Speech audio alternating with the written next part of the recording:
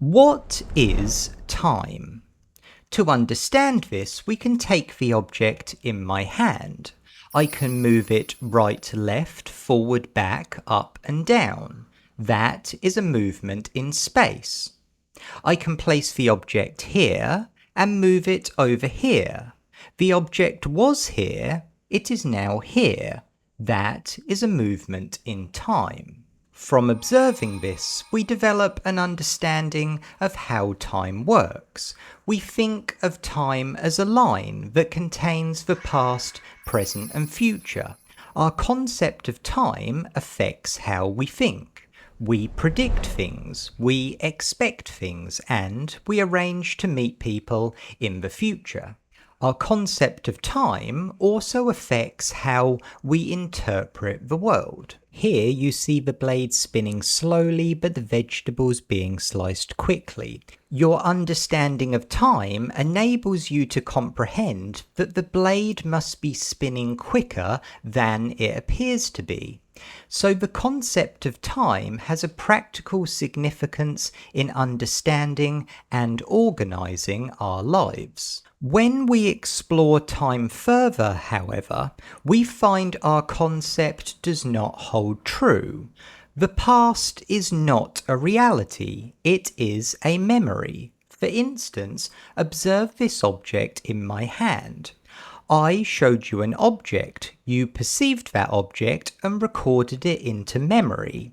That memory is what you call the past. So, the past is memory. The future is not a reality either. It is a thought. The thought of anticipation creates a sense of the future. You see a snake and anticipate danger. You see a paycheck and anticipate pleasure. The anticipation is the experience of the future, so the future is a thought. The past and future do not exist, so representing the present, which does exist, on a line between 2 points that don't exist, makes no sense, so our concept does not hold true. The future is thought, and thought exists in the present. The past is memory, and memory exists in the present. So the only reality is the present, so time only exists in the present and can only be comprehended by understanding the present. So, what is the present? The present is experienced as an endless beginning. It is creative because the present moment contains something new that was not in the previous moment.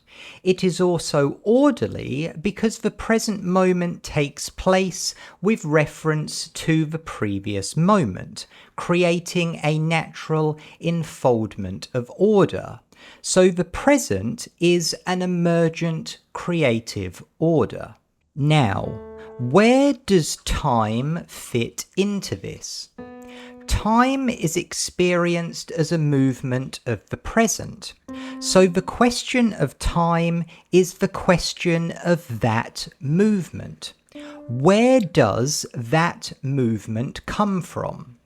Is it fundamental to reality, or is it fundamental to the way we think? Throughout this video, you will have been aware of notes playing in the background. Those notes felt out of place to you because your mind was not able to put them into a structure.